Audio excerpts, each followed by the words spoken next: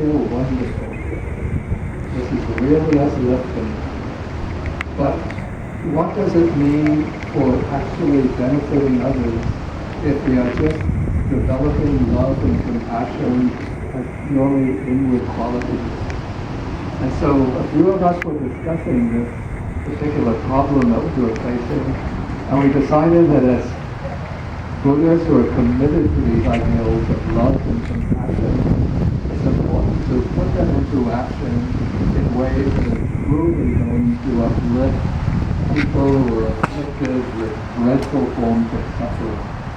And so we decided to form a relief organization, and we chose as the specific focus of our mission the problem of chronic hunger and malnutrition. This is a problem that afflicts about 800 million people, close to 1 billion people around the world.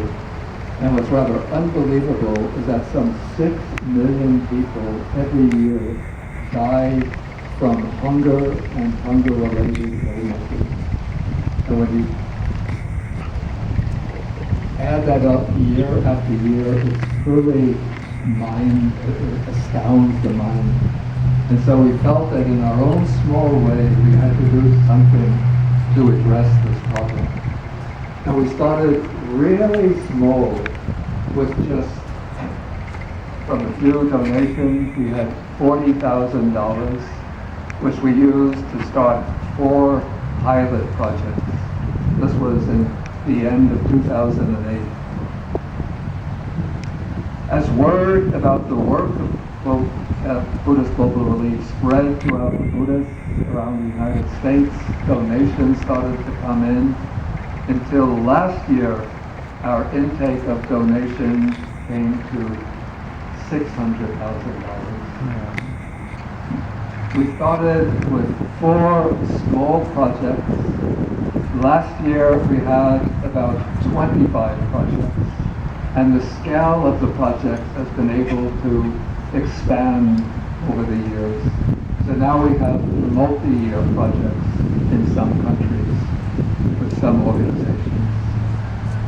Okay, the way we work, we don't have people to send to the different countries to initiate these projects.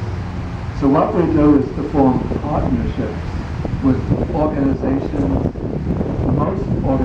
Most of the partner organizations are working on the ground in the countries with which we form these partnerships. We have partnerships with a few larger organizations like Helen Keller International and Oxfam America, but most of the partners are small organizations based in the countries where we're working. Initially, we thought to address chronic hunger and malnutrition, we have to formulate projects that provide direct food aid, since that seems a natural way to address hunger. But when we start looking into the problem of global hunger, we see that there are deep underlying roots to this problem. One of the deep underlying roots is the subordinate status of girls and women in many traditional cultures. And so we realize that one of the most effective ways to combat poverty, to combat hunger and malnutrition, is by improving the status of girls and women. And the way to do this with regard to girls is to support their education. Because when girls are educated, they become a stronger voice in their community, stronger voice in their family. They marry later, have fewer children, and they have better understanding of nutrition. And so we've been sponsoring projects like this in Vietnam, Cambodia, India, very recently in Haiti, to give girls the opportunity to go to school, even to go on from high school to college and university. Girls from the poorest stratum of society. A related way in which we address hunger and malnutrition is by supporting women to start right livelihood projects to support their families. And this ties in directly with food aid because in many traditional cultures, most of the farmers, the small scale farmers, are women. And so what we do is partner with organizations to help women learn ecologically sustainable methods of agriculture, which require fewer inputs of fertilizer, pesticide, and so on, water, and yet have increased yields.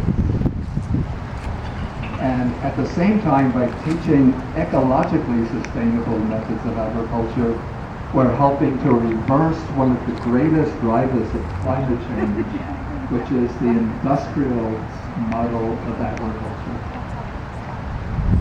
And so we have projects like this, again, clear across the world, in Vietnam, in Cambodia, India, several countries in Africa, Malawi, Kenya, Cote d'Ivoire, Haiti, and in the United States where we support urban community gardens. Okay, so these are some of the ways in which Buddhist Global Relief is working.